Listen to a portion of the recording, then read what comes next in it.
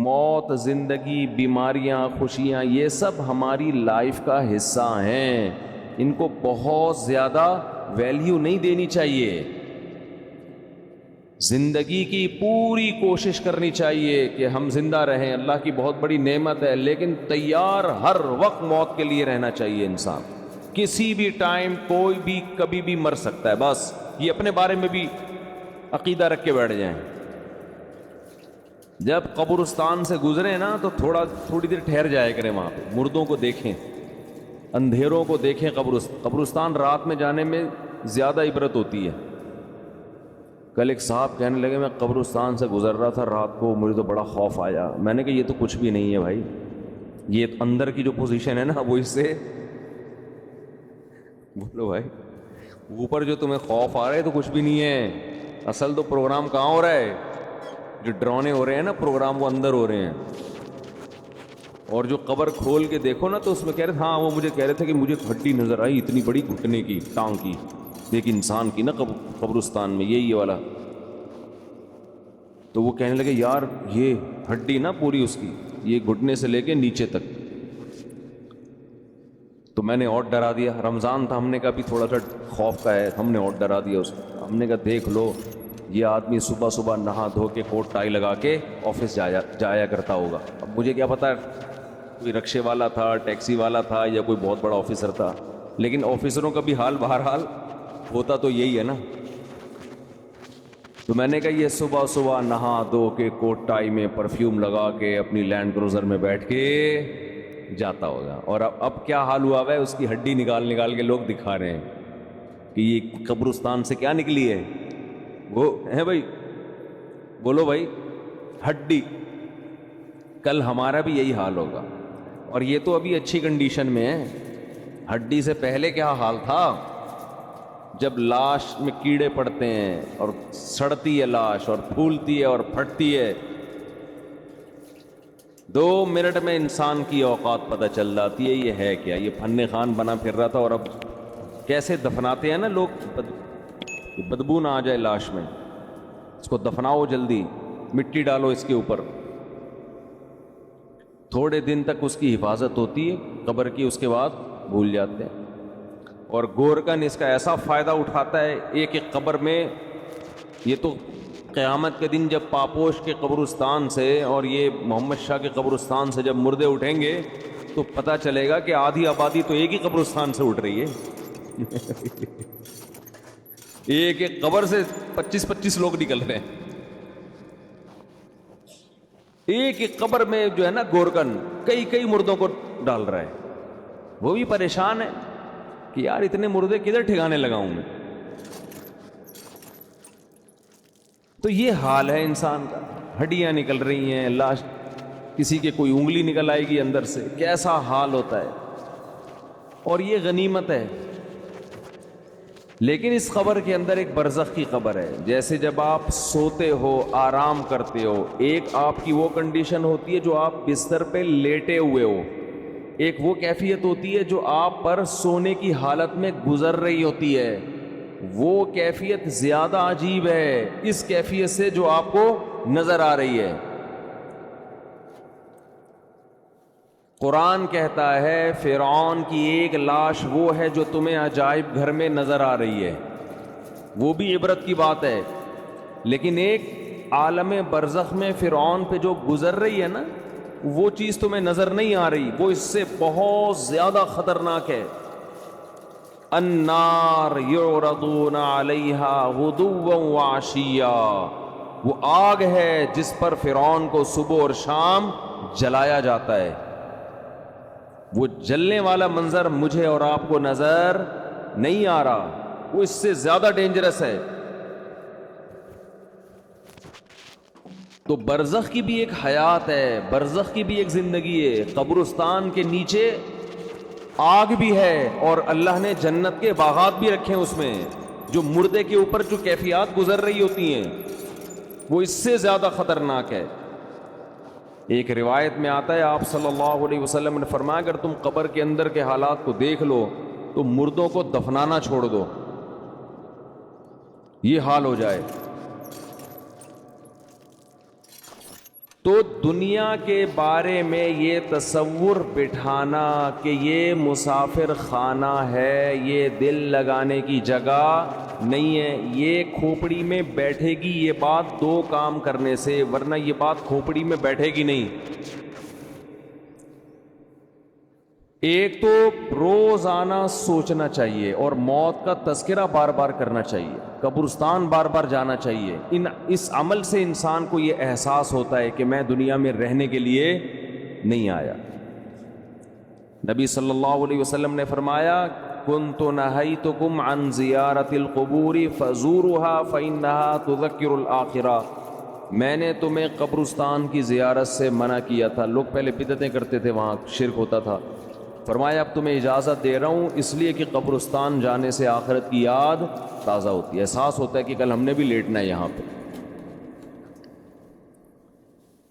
دوسرا کام جس سے دنیا کی محبت کم ہوتی ہے وہ ہے اللہ کی راہ میں مال خرچ کرنا، خرچ کرنے کا جذبہ پیدا کرنا چاہیے۔ الذین ينفقون اموالهم ابتغاء مرضات اللہ وتثبیتا من انفسهم، سورہ آل عمران میں اللہ کا نے ارشاد فرمایا کہ نیک بندے اللہ کی راہ میں مال خرچ کرتے ہیں دو کاموں کی وجہ سے، ایک اللہ کو راضی کرنے کے لیے، وتثبیتا من انفسهم، اور ایک اپنے آپ کو دین پر مضبوط کرنے کے لیے، اپنے دل سے دنیا کی دولت کی محبت نکالنے کے لیے۔ یہ جو نوٹ ہوتے ہیں نا، نوٹ کڑک کڑک،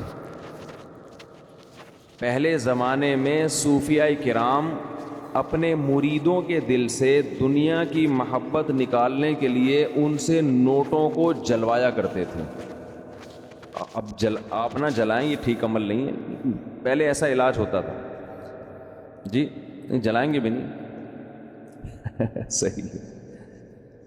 تو وہ ایسے جلواتے تھے، ہمارے حضرت پورا وہ بتایا کرتے تھے نا کہ جیسے 5000 کا کڑک نوٹ لیا، اب جان اٹکی ہوئی ہے نا اس 5000 کے نوٹ، تو ادھر سے آگ لگائی نا کنارے سے، آہستہ آہستہ، ایک دم سے نہیں جلا دیا، آہستہ آہستہ جل رہا ہے، اور اس کو جلتے ہوا دیکھیں تو وہ ادھر جلے گا، ادھر اندر سے کیا جلے گا؟ دل۔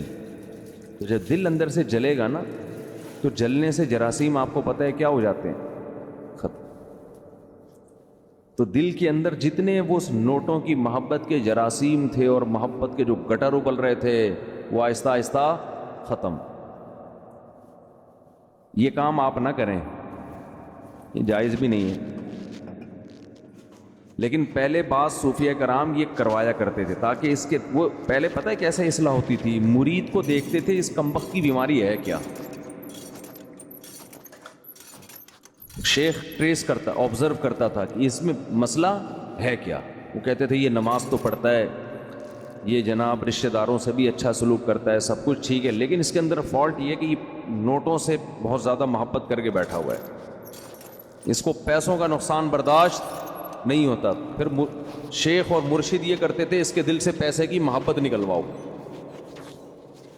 اب تو بہت سے شیخ، سب نہیں، اچھے تو ہر جگہ ہیں، بہت سے شیخوں کے دل میں جتنی پیسوں کی محبت ہوتی اتنی تو مریدوں کے دل میں نہیں ہوتی۔ وہ شیخ اپنے مرید کی جیب پہ نظر رکھ کے بیٹھا ہوتا ہے، کمبخت نے 6 سال ہو گئے آج تک ہدیے کے نام پہ 1 روپیہ بھی نہیں دیا ہے۔ آج خرچ کرنے کے جو فضائل بیان کیے جاتے ہیں اس کا مطلب ہوتا ہے مجھے دو، صحیح ہے نا؟ کیا مطلب ہوتا ہے؟ جب بڑا بھائی چھوٹے کو سمجھا رہا ہو یا چھوٹے بڑا کو سمجھا رہا ہو کہ اسلام میں خرچ کرنے کی بہت فضیلت ہوتی ہے، اس کا مطلب ہے مجھے پیسے دو۔ اس کا مطلب کیا ہوتا ہے؟ مجھے پیسے۔ بیوی شوہر کو جب سمجھا رہی ہوتی ہے کہ انسان کو سخی ہونا چاہیے، کھلا ہاتھ ہونا چاہیے، اس کا مطلب پیسے نکالو۔ شوہر بیوی کو جب سمجھا رہا ہو قناعت اسلام میں بہت زبردست چیز ہے، اتنا مت ہاتھ پھیلاؤ کہ کل قرضہ لو، اس کا مطلب ہوتا ہے مجھ سے پیسے مت مانگو، 5 روپے بھی نہیں دوں گا میں تمہیں۔ تبھی تو نصیحت کا اثر نہیں ہوتا نا، کیا خیال ہے بھائی؟ نصیحت کا اثر ہی نہیں ہوتا۔ اپنے لیے سخاوت ہونی چاہیے، دوسرے کے لیے قناعت ہونی چاہیے۔ ہمارے ہاں معاملہ کیا چل رہا ہے؟ الٹا۔ تو قرآن کہتا ہے کہ ہمارے نیک بندے اللہ کی راہ میں مال خرچ کرتے رہتے ہیں تثبیتا من انفسہم، اپنے نفس کی اصلاح کے لیے، اپنے دل سے دولت کی محبت نکالنے کے لیے۔ اپنے اوپر بھی خرچ کریں، اپنے رشتہ داروں پہ بھی۔ سب سے پہلا حق کس کا ہے؟ رشتہ داروں کا۔ آج اپنے اوپر خرچ کرنے کے لیے تیار نہیں ہے، حیرت اس پر ہوتی ہے۔ کنجوسی کی انتہا ہے یا نہیں ہے؟ پھر جو اپنے اوپر خرچ کرتے ہیں لوگ ان پہ انگلیاں اٹھا رہے ہوتے ہیں، اس کے پاس گاڑی کہاں سے آئی، اس کے پاس یہ کپڑے کہاں سے آئے، یہ کہاں سے آیا، وہ کہاں سے آیا۔ بھئی ہر آدمی تو ضروری نہیں کہ کنجوس ہونا، بعض لوگوں کو اللہ دیتا ہے تو وہ خرچ کرتے ہیں۔ آج اپنے اوپر خرچ کرنا بھی ایک مصیبت بن گیا ہے۔